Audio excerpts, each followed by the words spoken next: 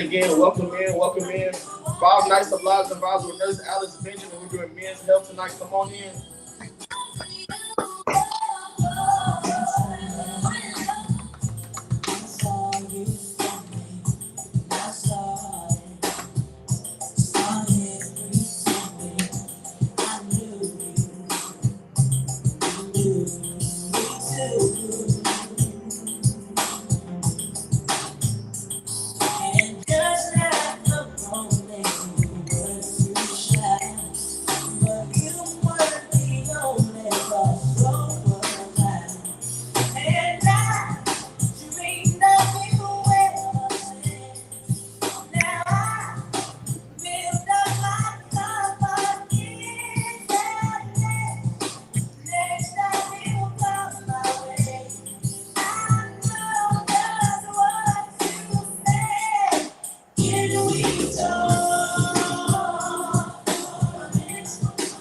Oh my.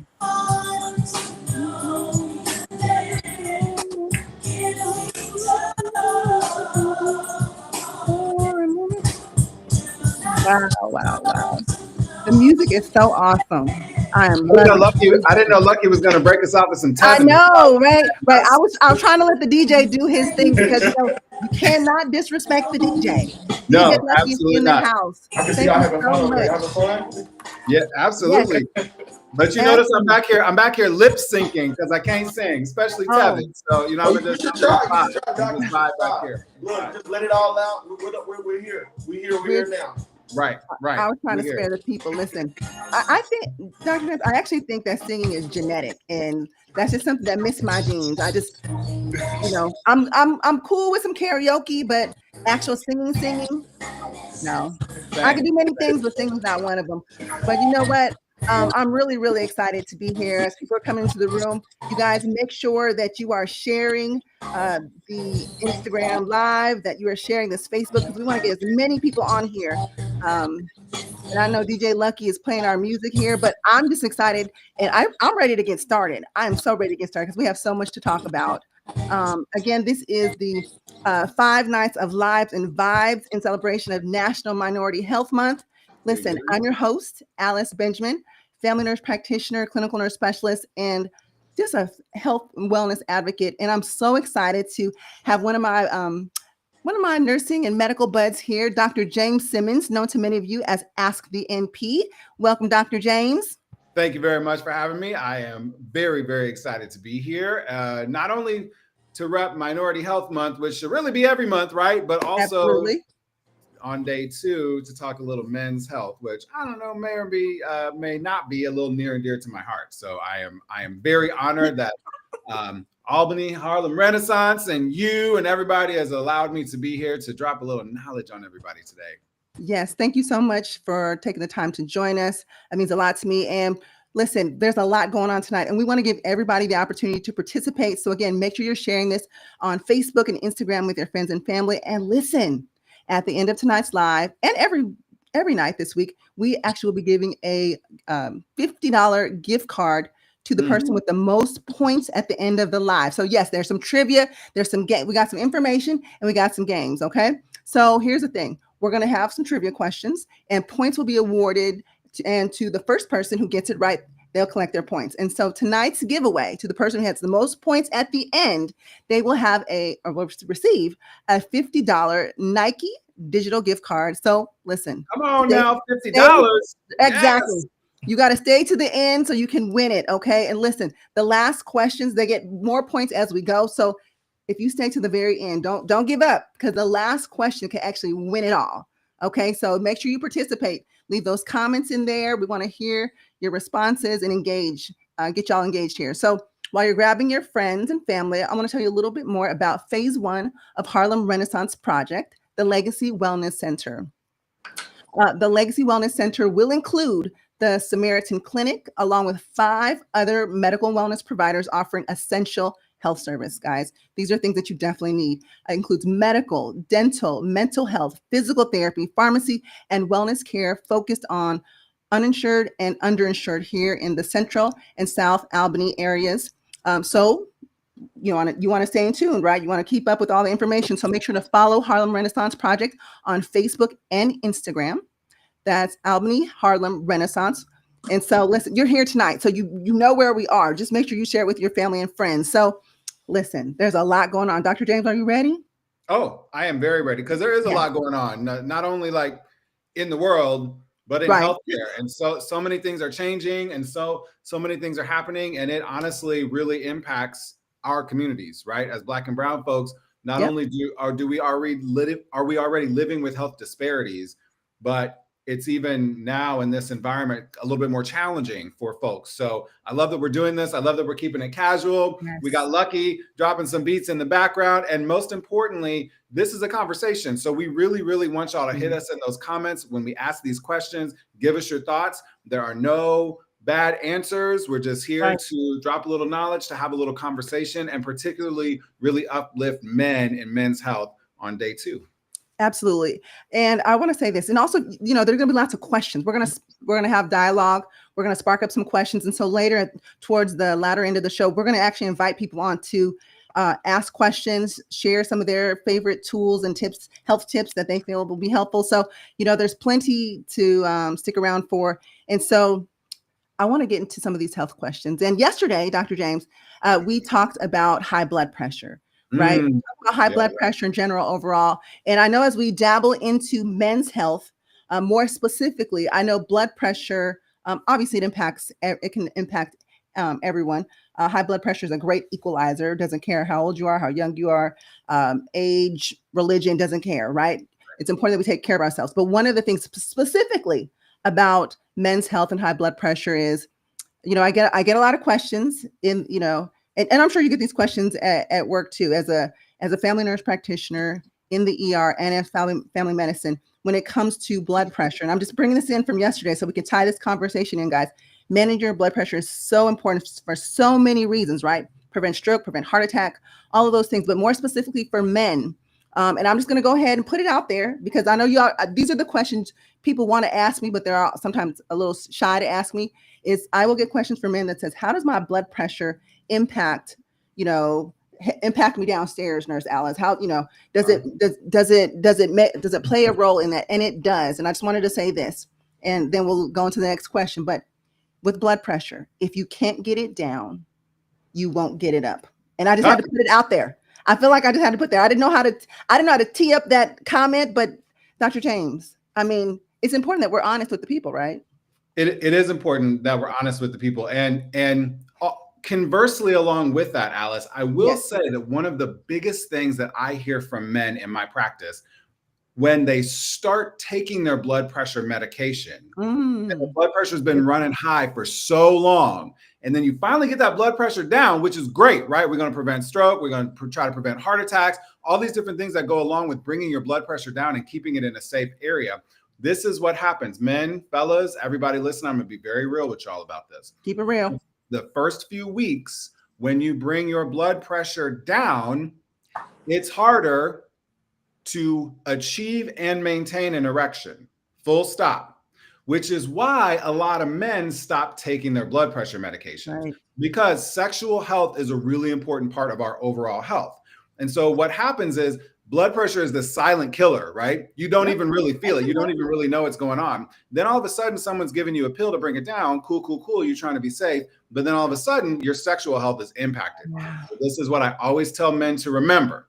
Sacrifice those 2 to 3 weeks, because your body will adjust. You just have to give it a moment to adjust. So just like everything, just like learning a new play, just like I'm trying to work on my jumper to be like Steph Curry, like these things take a little time, right? They take a little time. But if you give your body 2 to 3 weeks, it will adjust to your new medication if you keep taking it every day. And then I guarantee you, it will rise to the occasion again. There you go. Body has adjusted. No point intended.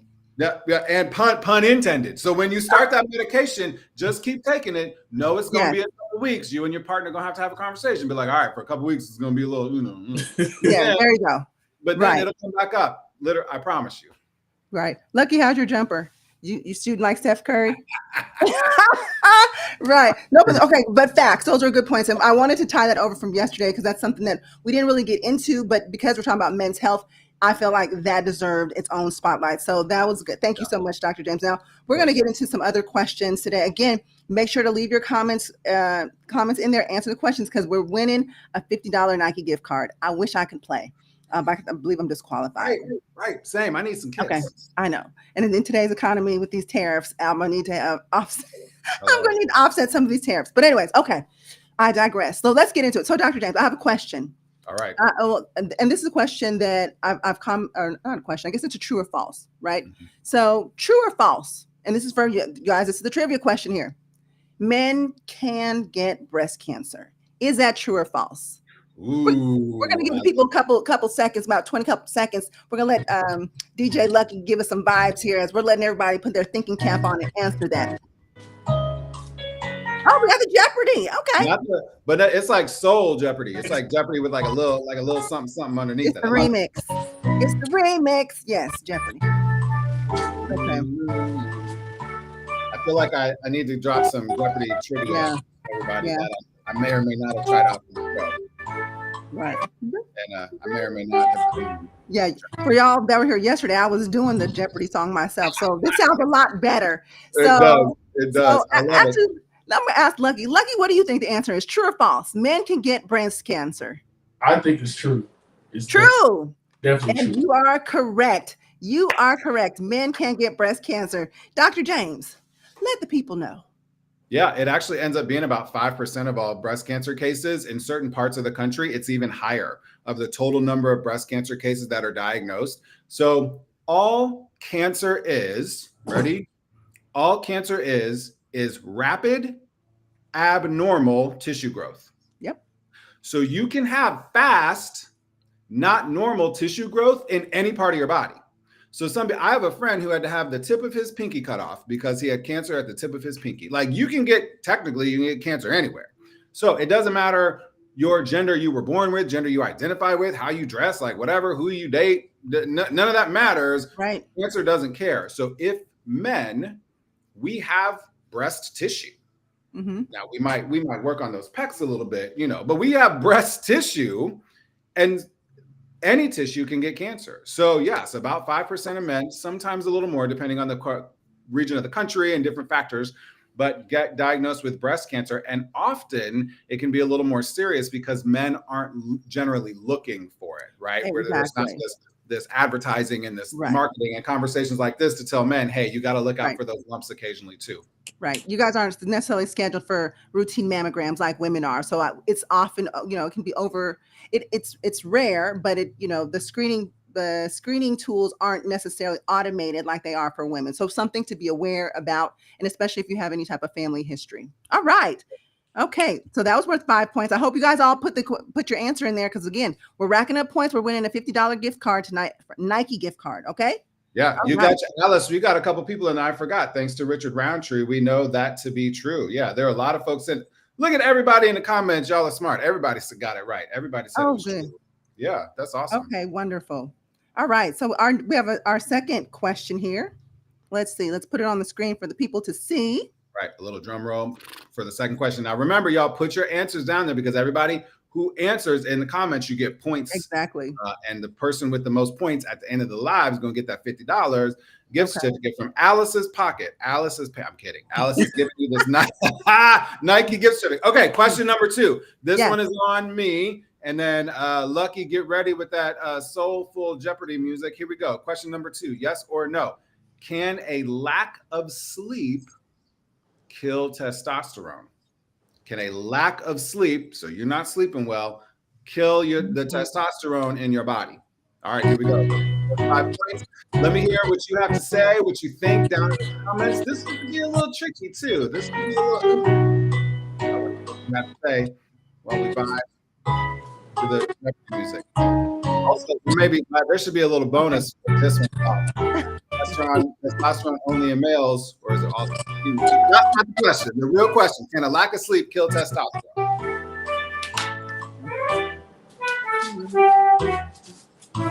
Lucky, get ready, because you're gonna answer this one too. We give it all to you. Every question you're gonna give it. You're gonna give us your answer, Lucky, and then Alice is gonna give us the facts. Yes. All right, let's do it. Okay, so is that a yes or no, Lucky? What'd you say the answer was?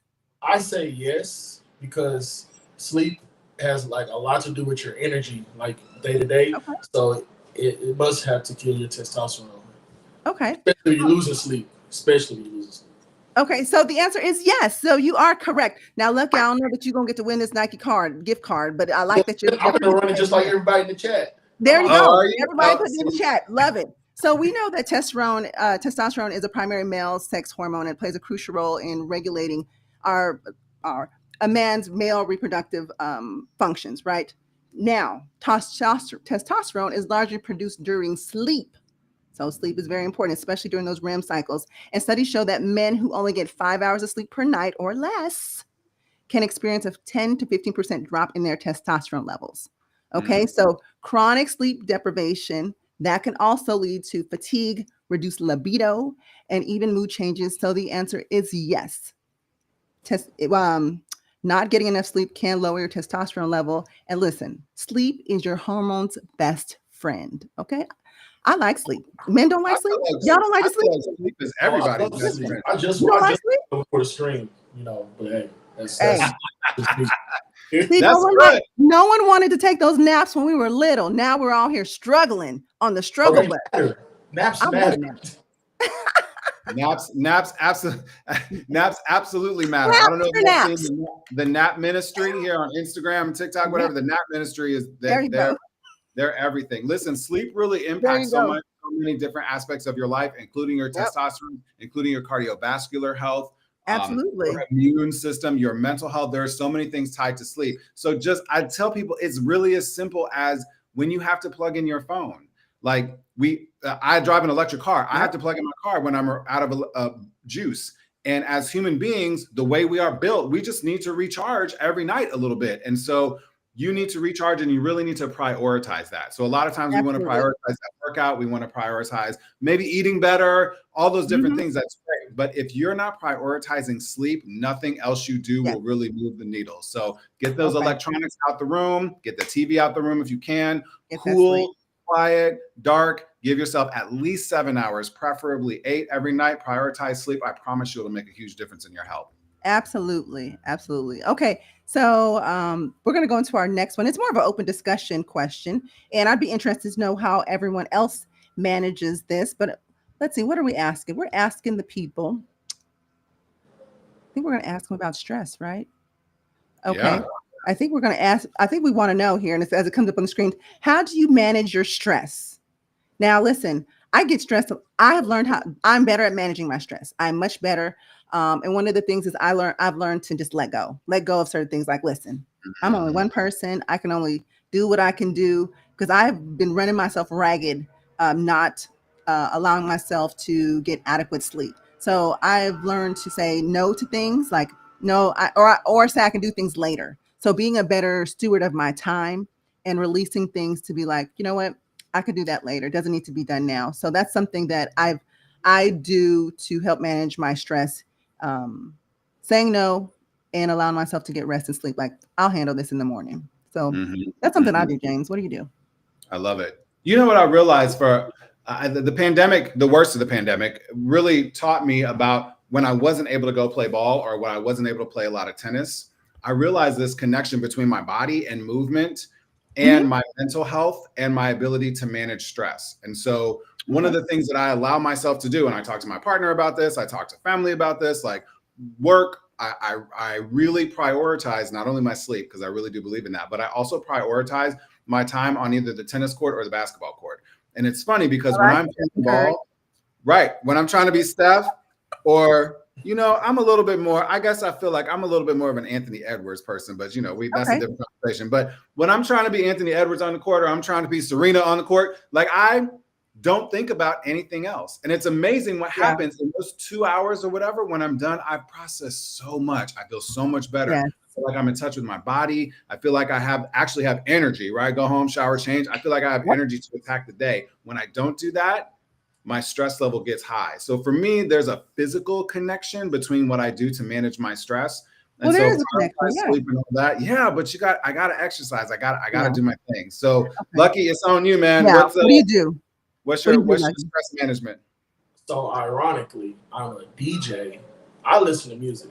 So I cut off everything just in my room. I'll turn on my music, and then eventually I go to sleep.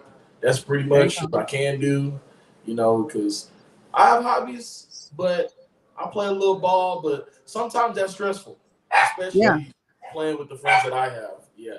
Okay, just relaxing. There you go. Right. Too. Okay, good. And I hope everyone, you guys share what share how you manage your stress in the chat boxes, because listen, we can all pick up things from one another. I don't know how good I'll be on the tennis court, but I could try that. But I definitely do listen to some music at nighttime. I'm grooving and listen. And you're right. After a while, I'm just dozing off into La La Land. So I love that.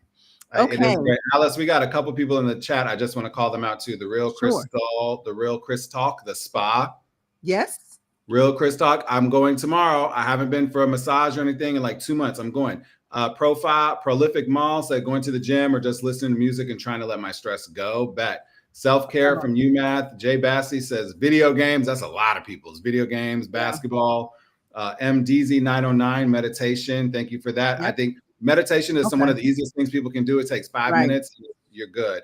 Sometimes I talk to myself and see what I can do to avoid the stressors. Ice on the rocks. Love it, y'all. Love it. Great techniques. I love that they shared those. And so we're going to keep it going. Guys, keep sharing in the chat box. We're going to get to our next question here. Dr. James, Lucky, and to everyone listening.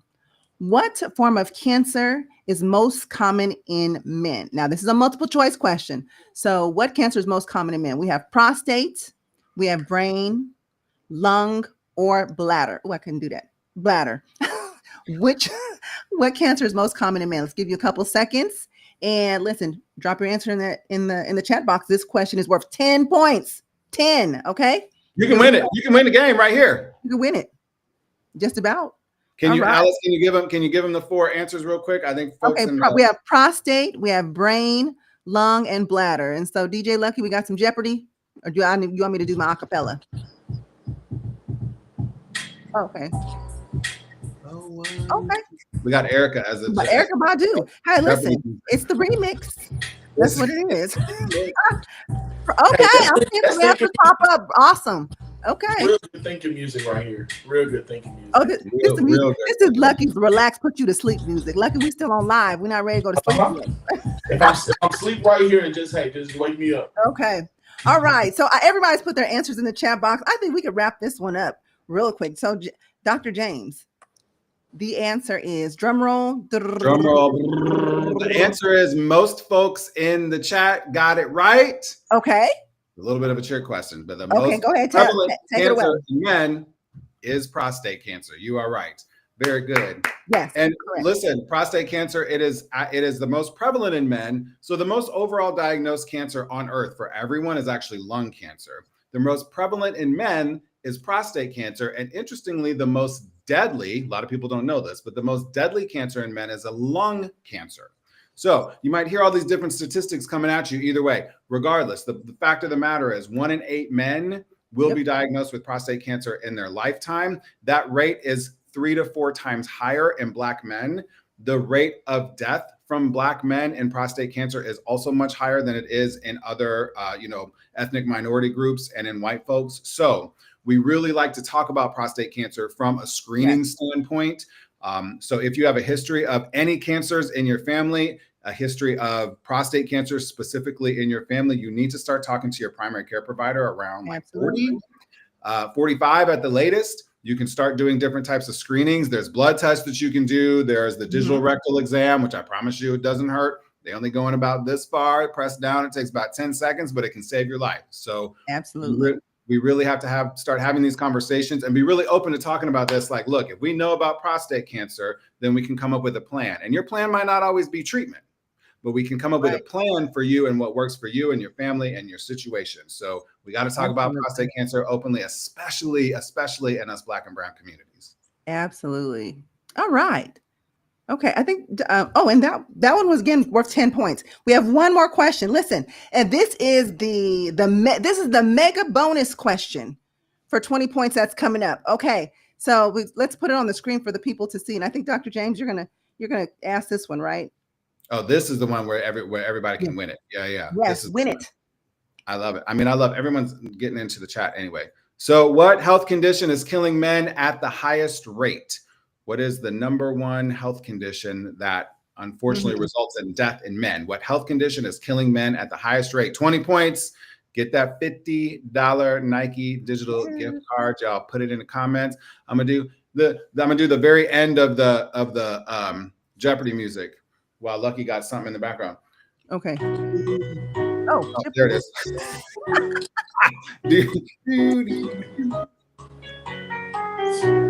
Alice, you know the answer. This is Alice's jam. See, I wish I had access to my Google so I can find the answer. Right. It's like, you know what? It's okay if you use ChatGPT to answer. No judgment here. It's not about what you know, but knowing where to look it up too. So that's my philosophy. We got some good answers in the chat as well. Okay. Lucky, real fast as the music goes out. What do you think? What health condition is killing men at the highest rate? I would say cancer. I would say cancer. Cancer, that's your answer? Cancer or high blood pressure. Okay. All right. Alice, dropping on them. Now, a question real quick. What did we have some variations? I can't necessarily see the chat box right now where I'm at. Are we seeing a variety of all of them or? Yep. So in the chat, we got asking if it's detectable. We got hypertension, cardiovascular disease, heart attack. Okay. And heart disease. Yep. Okay. Well, the answer is heart disease. Okay, guys, that is the answer. Now, all of these obviously can cause death in men, but heart disease, far and clear, is the answer. And according to a CDC, heart disease obviously is the leading cause of death of men in the United States.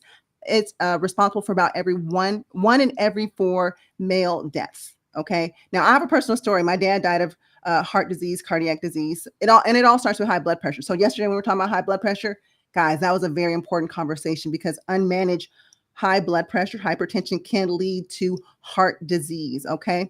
So it's very important. And men who often develop heart disease 10 to 15 years earlier than women. Okay. Mm-hmm. Now, I know people like to be first, but this is not when you want to be first in. Okay. Now, the risk factors. What are the risk factors for heart disease? We talked about high blood pressure, high cholesterol, diabetes, smoking, lack of physical activity. Those are things that you can manage, guys. Those are things within your locus of control that you can manage. So go to your healthcare provider, get screened, get on whatever your management plan is, whether it should be also inclusive of eating healthier foods, exercising, managing your stress. If you smoke, please stop.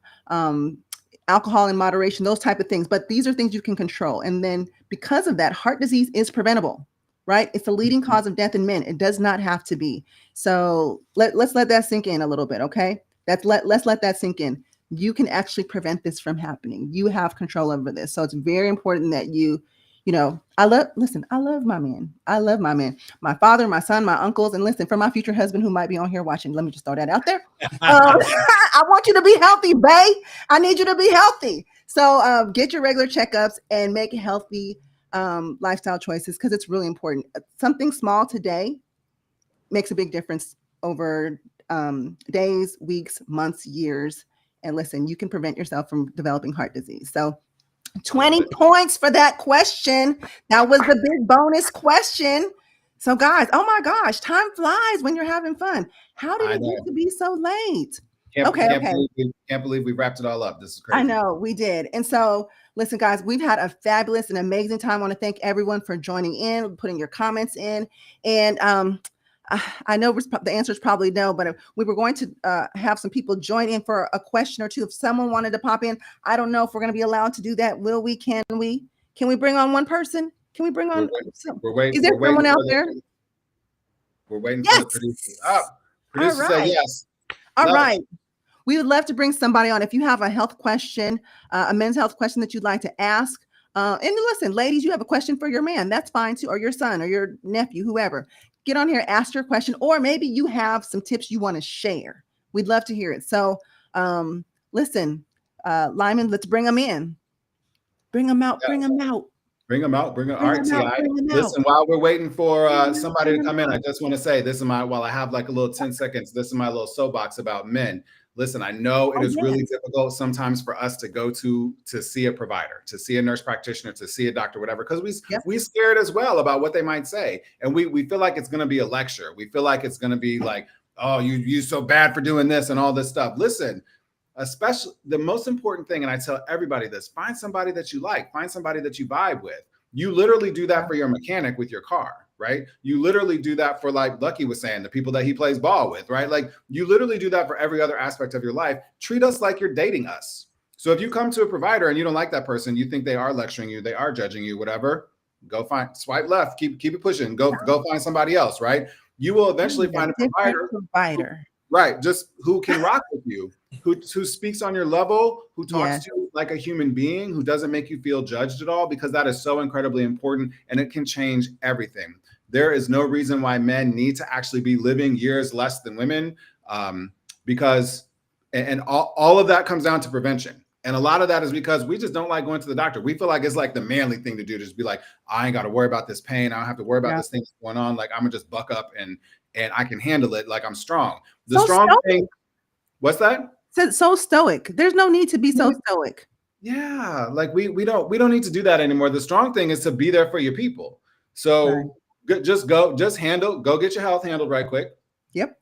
And especially even when it comes to like mental health, right? Same thing. If you're like, I just need to go, like, I don't know if y'all watch the show Survival of the Thickest on Netflix, but I feel like that was one of the best representations of men in counseling I have ever seen in my life. He found a therapist that rocked with him. Oh boy was from Brooklyn. His therapist was from the Bronx. Like, they basically spoke the same language, and they just went in and he wrapped it out, and he did like 6 sessions and it changed his life. Like, that therapy doesn't mean there's anything wrong with you. It actually means there's everything right with you, trying to seek help to make yourself better. Get them 6 sessions out the way, keep it pushing. You know what I mean? Yes. And if I could just add on there for the ladies, sometimes it's hard for us to get our men to get their health checkups. Now, I'm going to say this because I've done this. Let's not nag them. Let's empower them. Let's go in there as partners and encourage them, because it's really important, whether it's our father, our uncle, our brother, our son, our nephews. We need them to get screened. So let's also be gentle and caring with how we bring them to the provider. Okay. Because what happens when someone's nagging you about something? You want to go in the other direction. You want to do something different. So let's think about how we are talking to one another and encouraging one another to do that. Listen, you want to set up date night? Okay, babe, we're going to date night. We're going to go to lunch right after I made your appointment. And then we're going to go to that nice Italian place you like afterwards, babe. That's what we're going to do. That's what we're going to do. Because we want you to be healthy. We do want you to be healthy. And so, let's see, I'm not sure if we're going to have someone who's going to be joining us on live yet, but I do want to say, James, we have a winner. We have a winner here. Okay. Wait. Well, let's see. Should we say who the winner is? Actually, you know what? I like a little bit of suspense here. Let's go into actually one more question. And I think, Lucky, you have a question for Dr. James and I, right? I have a question. So okay, let's do that. My question is, so we're talking about stress in men, right? Mm-hmm. How can I manage my stress in a very healthy way? Because like some ways than others are unhealthy, for people, who, especially young people, have like different ways to manage stress or like, I guess want to say mask emotions in a better sense. So what's a healthy way that I can manage my stress as a man? Dr. James, I'll let you take that as a man on the live. I think the very first thing is to acknowledge. What Alice, or in general, you can answer too. Oh no, yes. I'm gonna let him go. I'm gonna let him tee it up first. yeah. Because Alice is great at this too, and that's why Alice is hosting this, right? It's because she's Alice Benjamin. Listen, I think one of the most important things for everyone, I'm gonna even take your question just a tiny step back, Lucky. I think one of the most important things is for people to acknowledge where they are and acknowledge that they actually have the thing going on. So you were like, cool, I'm stressed. How do I manage it? A lot of times people won't even say out loud to themselves that they are stressed or that they feel like they have something going on. So I honestly think that is the first place. Just if you need to be honest the most with yourself about everything in life, of course, but just be honest with yourself. I am stressed. And then usually there's a because underneath. I'm stressed because of finances. I am stressed because this relationship. I am stressed because of work. I'm stressed because of these kids, like all of this, right? So I think acknowledging where you are and then understanding the coping mechanisms that work for you. Like I said before, I'm a sports person, and I just knew there was a connection between my physical and my mental. And so I needed to find something physical as that outlet. But I think once you acknowledge what you have and acknowledge what's going on, that will actually open a lot of doors. And you'll be like, actually, I really am into massage or meditation, or I'm ready to go back to church, or whatever that thing is, right? That's going to help you with your stress. So acknowledge it first. I think that's extremely important. And also, let me say this. Oftentimes we don't know we're doing this because we don't know we're stressed. But just like you go to your annual, as you should go to your annual health wellness appointment, like your annual physical checkup, I think it's also very important that we look at mental health and counseling as in the same vein. We should be doing that preventatively. Listen, I actually have a therapist that I go and I see it on a preventative maintenance because I have these kids and these kids drive me crazy sometimes, right? Now that's another story, but we'll do that for the parents later. But, between that work, career, kids, finance, so many things changing, that's a lot of pressure. It's a lot of stress. So I actually go I sometimes it's not necessarily there's actually that I can pinpoint something's wrong, but I know collectively that it's bothering me because I'm not sleeping as well as I should. I'm more cranky than I should. So there are little things that I'm like, you know what? I don't really know what's going on, but I'm not usually like this. I'm acting hangry right now, and I'm not even hungry. So do not be afraid to see a therapist. Do not be afraid to go to your healthcare provider and say, you know what, something's off. I'm just not myself. I can't even if you can't pinpoint it, just say, is there someone I could talk to about what I'm feeling or what I'm going through? Listen, that doesn't mean that they're going to prescribe you something right away. And that should not be the first thing to go to. Talking to someone about what you're feeling, and even if you start with a support group, Sometimes you can talk to your friends, sometimes you can't, right? But seeking someone who's an objective kind of third party about what you're feeling, what you're going through, I think is very important. So, and they have online tools out there. There's BetterHelp, there's TalkCalm. Now, I'm not promoting any one particular, but I'm just saying that there's an other avenue. So maybe you don't have a healthcare provider or a doctor. Now you should, though, because we're talking about the wellness center and all these services that are going to be provided there. So you can go there. But in the interim, there are apps online that can connect you to a healthcare provider or a mental health therapist, someone you can talk to about what's going on. But acknowledging it, like Dr. James said, is going to be key. And the only way you're going to be able to do that is really talking about your emotions, talking about what you're feeling, what you're going through. So that's a very important question. Thank you, Lucky, for asking that. And I know, listen, we have had such a ball, so much that we just threw the clock in the trash can because we were just on here just having a ball. But I do want to say, thank you so much to everyone who's participated. It's been wonderful. And I know y'all want to know who was winning that $50 Nike gift card. And the winner for the $50 Nike gift card goes to Ice on the Rocks. That's the handle. Ice on the Rocks. Listen, I wear a size 7 in case you want to know. You are funny, Alice. I love it. But again, thank you so much to everyone who's joined us, participated. Make sure you still share this live afterwards and even go back and watch yesterday's if you didn't get a chance to watch that. And congratulations to our winners, Ice on the Rocks. And we're so excited and we're hopeful that you will join us tomorrow. The party keeps going on, guys. Tomorrow, we are going to actually take a deeper dive into mental health. So make sure you tune in. I want to thank Dr. James for being a part of the show. Lucky, awesome DJ. And listen, Renaissance Wellness Center, I want to thank you so much. Let's see. I also want to make sure that you follow. Oh, yes. Making sure that you follow on Facebook and Instagram. What's that handle? Let's get that handle up. Let's see. What's the handle? Help me out here, guys. What's the handle? Harlem Renaissance. Albany Harlem Renaissance. Yes, follow on Facebook and Instagram, and make sure you check out their wellness center. It's going to be tons of services. And listen, guys, I'm Alice Benjamin, Nurse Alice. Thank you so much for joining. It's been a ball being your co-host, and we'll do it again tomorrow. Tell a friend. Yeah. Tell a friend. All right, DJ Lucky, can you kick us out with some music? Who's it gonna be? I don't know. Who's it going to be? I'm already rocking to something. Oh, okay. Celebrate good times by telling a friend. Tune in tomorrow. Tune in tomorrow, guys. Thanks so much.